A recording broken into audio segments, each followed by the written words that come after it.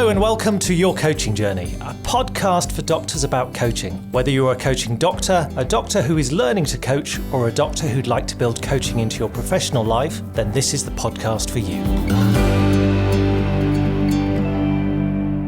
Hello, I'm Tom Dillon, and with me today is my co-host and business partner, Helen Leathers. Good morning, Helen. How are you?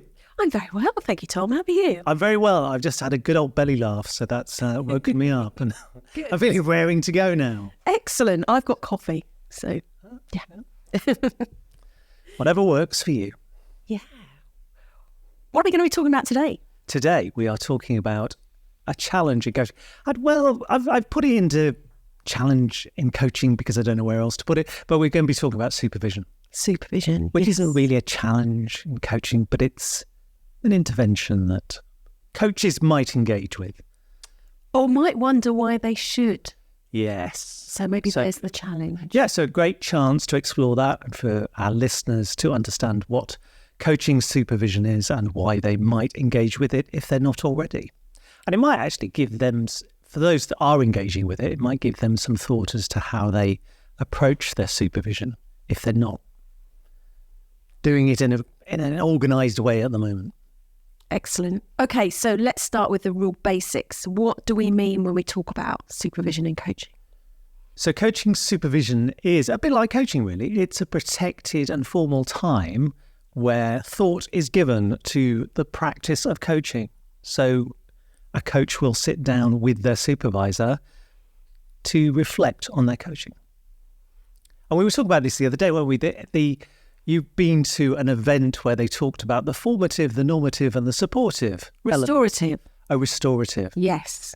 Okay. Formative, normative, and restorative elements. Yes. So those three elements. So the formative is the focus on developing as a coach, on the skills and how you move yourself forward as a coach. Mm-hmm. And the normative is really around the ethical issues, the guidelines, the way that we are supposed to coach. Yeah.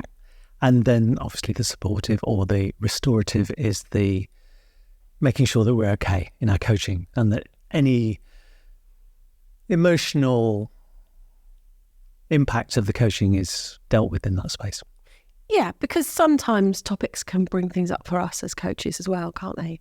Yeah, although I think the origins of supervision in a coaching context comes from therapy. Mm. And obviously, if you were a therapist, you are dealing with very emotional stuff all the time. The emotional content is there constantly, isn't it? And I think in coaching, depending on the type of coaching you do, it may not be there.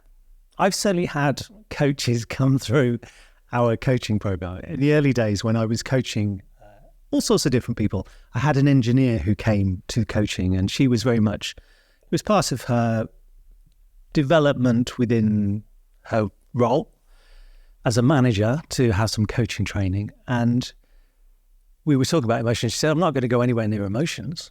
I don't want to do that. I can't. No, I'm not. I'm just not doing that. So she saw coaching as a very practical, setting a goal. How do you achieve your goal? What are your options? That sort of thing. So very much the grow model. That's what she wanted to practice.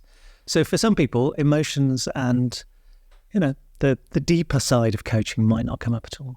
So they might have less need for supervision, or they might have to think about that in supervision, about why that's an issue for them. Mm. But there would still be the need for how you're performing as a coach. Yes. And what the framework for your coaching is. Yes, so the formative and normative side of it would be there, but maybe the restorative wouldn't be such an issue for her because she's not going to that place of maybe feeling emotional herself about what's going on. And I think that one of the things that we talk about with the Association for Coaching and the accreditation process is ensuring that coaches understand that they can take ethical questions, dilemmas, situations to their supervisor. Yeah, because I think the word supervisor could have a connotation of a bit of a police role, that we're kind of overseeing how it's all done and whether you're making mistakes, and it's not that at all. It is a very supportive role. So it is a confidential space like coaching is. So you're very much going, if you've got issues that you're uncertain about, being able to talk those through with someone who would normally be more experienced, have more knowledge, have an awareness of the ethical boundaries of coaching. Mm. So that's definitely a part of the coaching supervision offering. So if someone's engaging with supervision, what might be going on within that supervision relationship in those sessions? Well, I think it's really interesting because I think there is an element of it where certainly in terms of organisations that support supervision, they would say that it ensures the quality of the coaching. And I'm not sure that it necessarily does. And certainly from my experience of supervision over many years, I've never had a supervisor that's seen me coach and knows what that looks like. So it's very much a self-reporting, oh, this happened. And so they wouldn't actually watch me coach. But within coach mentoring, you would observe someone coaching through a recording of their coaching session, or maybe audio, maybe even video. And you would then sit together and discuss what went on in the coaching room. But traditionally within supervision, it's just a reflective space. So it allows the coach to come along and talk about what's going on for them. But it would be very much based on their reporting of what was happening rather than the supervisor observing it. That's interesting, isn't it? Because if they think they're doing coaching very well, and that's what they report back and that's what they reflect on, there's no checks and measures there. There's no constructive feedback. No, and it's interesting. And so Bob, my supervisor, has been my supervisor for the last 5 years. You know, he thinks I'm a very good coach. And it wasn't until we recorded a demonstration of Tom's code and he had to listen to that he went, oh yeah, you're very good, aren't you? He did make a comment that one of the questions asked suggested that I had some prior knowledge of you and your history of yoga, which I'm not sure that was necessarily true. But that was the only comment he made about my coaching. So there was a chance for him to reflect on my coaching a little bit. But before that, in 5 years, he'd never actually watched me coach. That's interesting, isn't it? So you are a very good coach. Yes, but it's just that reflection on supervision that... So I think there is a value in supervisors watching coach. So that mixture maybe of coach mentoring and supervision, the two need to come together in some way to be a more formal, yes, we're going to look after the formative, normative and restorative, but actually watching you coach would be a really good idea. Yeah, and I think it's so much easier now to be able to do that because so many more people are coaching online that it doesn't take much to hit record on Zoom. And I think that much in the same way we would ask permission for someone to have their session recorded so we could submit it for evaluation for a training program or for accreditation. I think, like you say, there's some value in saying to someone, do you mind if I just record this? It's not going to go any further. It's just for my supervisor to observe me coaching and give me some feedback. Yeah. What's the worst that could happen? Someone will say no. Yeah, and I think not only getting feedback from the supervisor, but also actually having that as a recording that you can discuss and reflect on yourself with your supervisor. So it's that's the value, I think, it's not so much them, unless you're very new to coaching, it's not so much them giving you feedback, it's discussing it together and you reflecting on it yourself. Mm-hmm. That's the value for me of my supervision practice, is that when I see Bob, and I see him every couple of months, I have the chance to reflect on coaching as a whole for me, but also those interactions that are going on within the coaching, and perhaps reflect on an intervention that I used or something that I could have used, and just things that come up in the coaching. So very much a reflection, a space for reflection. Excellent. So we've got reflection, we've got that discussion around ethical dilemmas. What else might be happening in that space? Yeah, and it's funny with the ethical dilemma. I suppose I have with it. Think about that. In the 5 years, there's definitely been a couple of times where I've perhaps been uneasy about something that's gone on, not necessarily in the coaching room, but in the context of the coaching. So I coach within organisations, so there's a system at play, and sometimes you can feel a little bit uneasy about the dynamics within the system. So I think that's something that is useful to, again, reflect on in supervision. Mm. And I was reflecting the other day on the seven-eyed model of supervision, which looks at what goes on in the coaching room and the interventions the coach is using, the relationship between the coach and the coachee, the relationship between the coach and the supervisor, but it also looks at the wider context. So if you are coaching within an organisation, and a lot of doctors will be coaching within the NHS, even if they're not thinking of it as formal NHS coaching, there's a system at play that everyone's engaged in. So I think that's really useful as well to be able to reflect on that if it comes up for you. Yeah. But it could form a really important part of the coaching interactions, just being involved in the system. And we don't give a lot of thought, I think, in coaching, because we're very much focused on the person in front of us. We don't give a lot of thought to the ripple effects of that coaching within the system.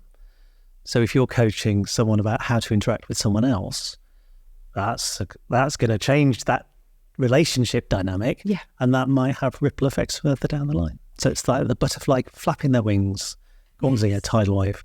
Even helping someone with building their confidence, if that changes how they interact with other people and the perception of them, how they manage themselves in that workspace and how they navigate situations differently, there's going to be a ripple effect there. Yeah. And systems coaching is a thing. We might well explore on a future podcast. But for now, I think it's useful just to reflect that within supervision, that might be an aspect of your coaching that you talk to your supervisor about what's going on within the system, within the organisation. And I think we're going to talk in a future episode about that seven-eyed model. At some point, yes. Excellent. What about accountability? Does that play a part? I don't think so. I think for some coaches, some supervisors, it might, but it's not really. It's a supportive role rather than an accountability role. I don't think that. Certainly in my supervision, I'm not holding anyone to account. It's a reflective space. So just to pick that up a little bit, we don't really do accountability coaching. So it makes sense for you to say, I don't really hold an accountability space for my supervisees. What about other supervisors? Is there something going on there? Yeah. In my experience, most supervisors that I've come across have that supportive role and aren't. It's not a policing. It's not a, well, what are you doing about it? How are you going to do it? But I guess if there was something of an ethical nature that came to light that the supervisor felt that you needed to address, then I think they may well follow that up at a future session and say, what happened about that? What did you do about it? Okay. But I don't think it's necessarily the supervisor's role to hold someone to account. And I suppose if there are actions someone wants to take, perhaps within their business, within their coaching development, then it might be that actually what they need is coaching rather than supervision around that. But I do use my supervision as that space where I talk about future plans for the business. And that's definitely a space for me to do some good thinking about the future. And again, I'm not expecting to report back on what I've done. I mean, it might come up in the next supervision session, but they tend to be a couple of months apart. So I might well have moved on to think about other things by then. And I think that thinking space also, much like coaching, could help with perspective taking. Yes, and I think different supervisors will come at supervision in different ways. So they might well use approaches that we've talked about in coaching, such as cognitive behavioural, gestalt, transactional analysis, those sorts of things. You might use interventions of that nature within supervision to allow someone to look at it from a different perspective. So in Gestalt, we talk about using the empty chair exercise. Perhaps, so in the supervision session, you get someone to sit in the coachees chair, so your client's chair, as well as in your own coach's chair. And then you might look in as an observer and reflect on that as an observer. So there's definitely different ways that we can approach it as a supervisor and use different methodologies. So when we talk about supervision, it is going to be a movable feast. And it's also going to depend on what the coach wants from the supervision. So I very much took a proactive stance in what I wanted. So I wanted to focus on my business development, on my development as a coach, and then also on those client interactions. So that's how I show up every time, is these are the three areas that I want to look at. And sometimes we don't focus on all three. There's not a lot going on in terms of business that I want to focus on, so we focus on the other two areas. But I sort of have that as a framework that I use when I go to my supervisor. And I know this framework with those three parts is something that we offer when we provide supervision to our coaches? Yeah. Having said that, we will always contract with the coach as to what they want from supervision. So it's going to be led by them really as to, it may be that what they want is that, how do I develop my skills? Mm-hmm. I want to come and talk about my development as a coach. And they might not be involved in business. They might be an internal coach where it's just coaching skills they want to develop, and actually to talk about what's going on in the coaching room and maybe struggles they have with individual coachees. So you mentioned there about bringing those client interactions into the supervision space. So what type of things might come up that you might want to take to your supervisor? Well, it could be issues around the actual topic that a coachee is bringing. Mm-hmm. So it could be that you're just struggling. So maybe someone's got a problem with a difficult relationship or a difficult conversation they've got to have, and maybe you don't feel experienced enough to explore that with them. So that could be something around, okay, what are the interventions I could use? How could I develop my skills so I can cope with this sort of thing in the future? But it could be that you want to explore the relationship with your coachee and how that is impacting on you, how it's impacting on the coaching. So it could be that your coachee triggers in you some reaction that you're not quite sure why that's happening. And I certainly know that I've had a couple of people in the coaching room that I've suddenly seen my dad in front of me. There's something about how they've showed up. There was one lady who just stared at me, and it was quite sort of a confrontational stare in a coaching session, which was bizarre because it's a supportive role. I'm there to support. But she just went to this place where she just stared at me, and it was the way my dad used to stare at me. So I definitely went to that place. But it might be that your coachee has that transference, so they are coming to you and projecting onto you feelings that they have about someone else. Right. So they're bringing those forward and bringing them into the coaching room. So that's definitely something and they might actually develop feelings for you. So that's something else that could come up that we need to be aware of. So there might be a strange dynamic within the coaching room that we want to explore as well. And I think for those people coming through our program where they're in typically the NHS situation, they perhaps are working with other medical professionals, there might be that total understanding of the situation, a deep empathy, but that might go a little bit too far, that they can really relate and over-relate. Yes. We've just got to be careful that actually the dynamic is a professional dynamic and that we maintain that professional stance and we don't get drawn into them thinking of us as perhaps their friend when it's a professional relationship or something more than a friend. There could be that dynamic where people have an emotional attachment to us that isn't healthy. And I think that quite often as people go on through coaching and they're coaching for a while, over a period of time, for both, letting go of that relationship can be tricky. I think for the coachee, if they've built up some sort of dependence on the coach, and we talk about accountability, that we don't hold our coachees to account because we don't want them to feel like they're doing it for us, that they're doing it for themselves. And we want them to be able to cope and to thrive without us. So we definitely don't want them to feel like that. But it could be that that is the case and the coaching isn't really ending because there is that attachment to the coach. And the coach might have an attachment to the coach. They like working with them, enjoy the conversations. So we have to be careful. And I think that's the sort of thing that we could bring to supervision and discuss. And hopefully our supervisors will be well trained and they will have experience of that sort of dynamic and be able to hold that space for the coachee and give some guidance around it as well.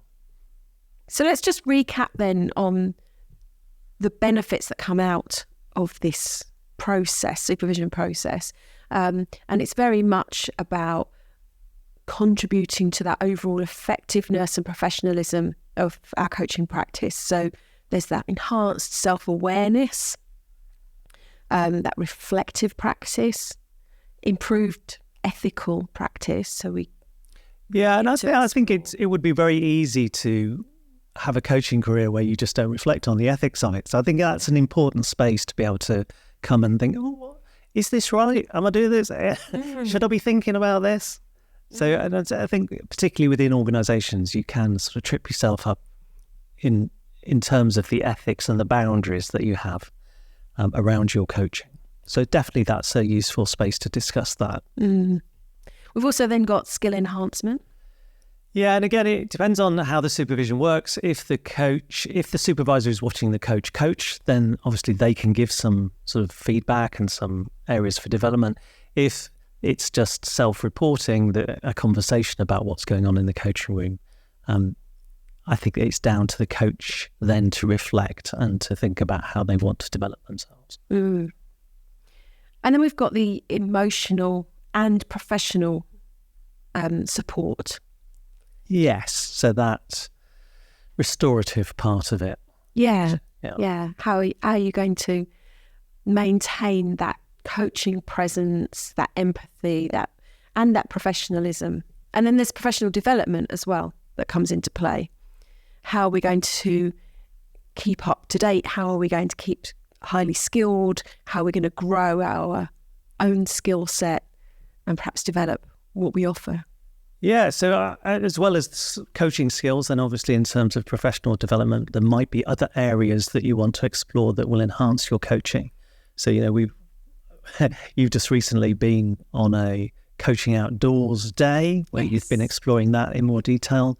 I'm going for a weekend of Gestalt experience later in the year. So we continue to develop in that way. And neither of them particularly about us and our skills. We're going along to a day where we're exploring another dimension that could be used in the coaching room. Absolutely. And then there's this idea of quality assurance that we hear about. And again, I think relating back to that skill enhancement piece, that quality assurance may or may not be effective. It depends on the level at which we're working with our supervisor. Yes, and I suppose some of the quality will come from our own reflection. So if we're using that space to reflect on our coaching skills, and I had this question the other day on one of our courses about how much time do you spend reflecting on your actual coaching? And I will always sit down after a coaching session and do some reflection on what went on and what came up in the coaching session. And I suppose I don't really reflect too much on the impact on me. So that restorative piece, I'm quite comfortable with my coaching, and I don't. But if something did come up, I would take that to supervision. Yeah. But I will quite often reflect on the interventions that I've used, the tools, the techniques that I've used. Maybe reflect on things that I've missed in that session that I'll maybe want to draw to their attention next time. Things don't always come up in the moment. I was talking to someone a little while ago, and they used metaphors of sort of combat, so tin hats and bunkering down and that sort of thing in relation to their boss. I'm going to put my tin hat on for this one. And I didn't bring it up in the coaching session, but when I was reflecting on it, saying, that was interesting they kept using that terminology. And I'd obviously noticed it in the session, but just not had the chance to bring it into the session. And it was interesting. The next time I brought that up, and I said, because he started talking about his boss again. I said, noticed in the last session you started talking in those terms. And so we had a good conversation about that. And what was interesting was the time after that, he said, I've had another conversation with my boss where she talked about sending the SWAT team in. Wow. And so he was then aware of this terminology and was able to actually have a much better conversation with her around what was going on and to take some of that adversarial, combative language out of the conversation. So things like that you could bring up in supervision. I mean, obviously I did that reflection for myself, but definitely those are the sorts of things that you could take to a supervisor and say, I'm not sure about this. Let's give it some... But it sounds like there's space for that reflection, and then you can take that reflection to the supervisor. So in any case, spending a bit of time thinking about your coaching in between sessions and in between supervision sessions is important. Yeah. So yeah, I think it's a really useful intervention for coaches to consider. I know that not all coaches have supervision, and I think there's a reluctance on the part of new coaches because they don't want to feel unskilled, inexperienced in going and talking to a supervisor. I think there is that element that they feel like they're going to be judged. And obviously that's not the point, but I think there is that resistance. And I think there's a sweet spot in the middle where people that have been around in coaching for a little while, so they definitely know that they want to carry on doing it. They will engage with supervision. And I think that, again, perhaps is to do with making money from coaching, because if you're not making money from coaching, if you are in the early stages and perhaps doing free coaching to get yourself started, spending money on supervision seems like an unnecessary expense. And there is no requirement for you to have it. You could coach without it.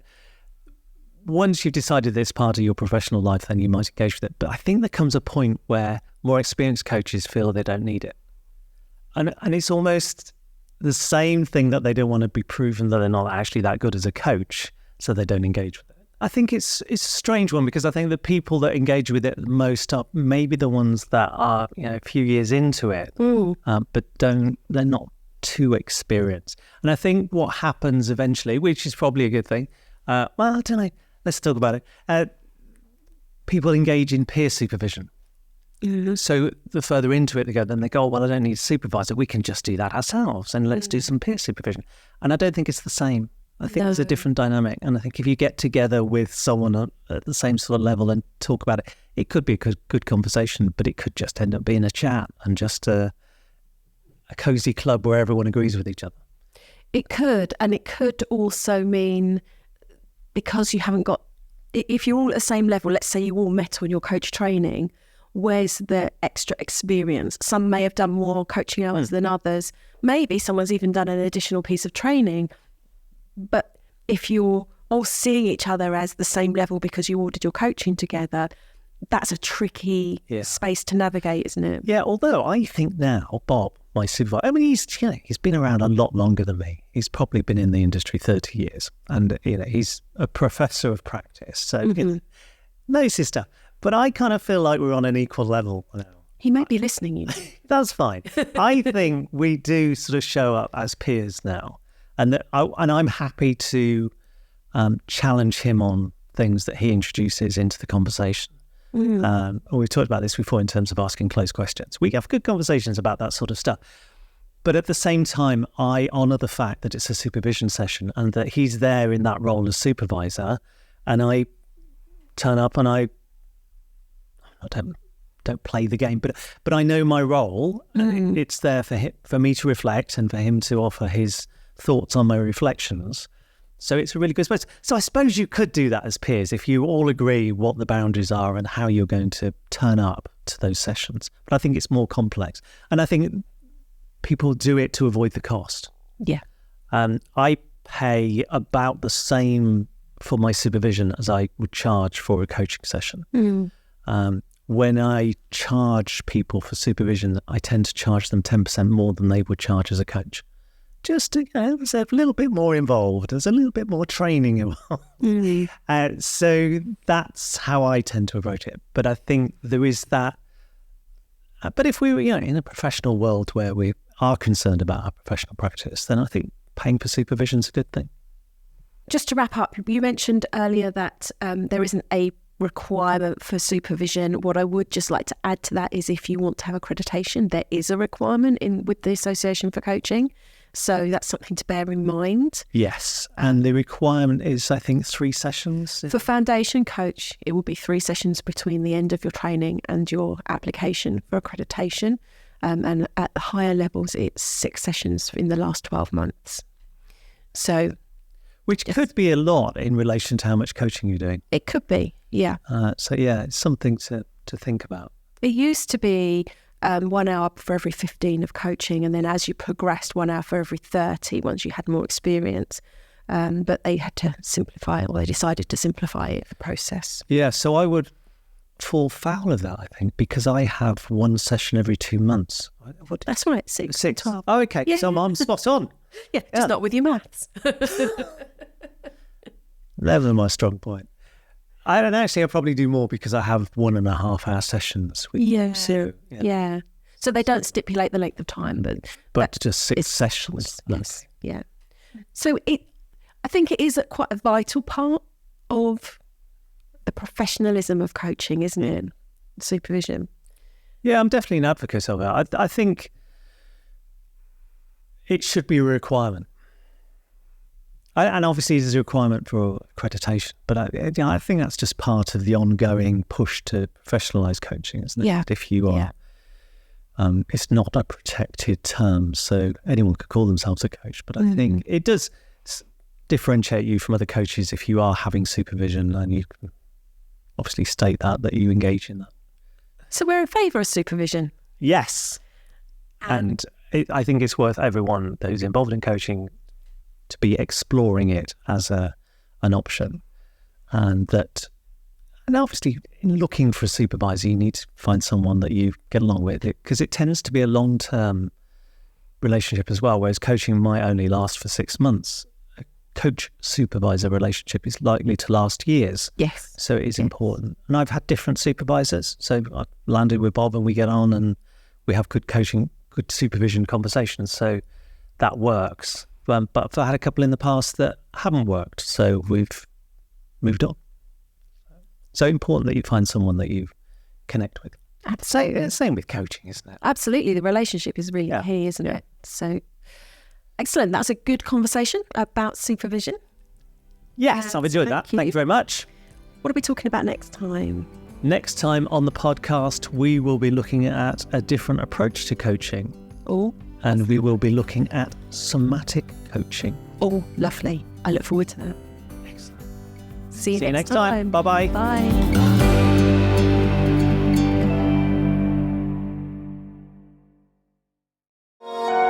This has been a Monkey Pants Productions podcast.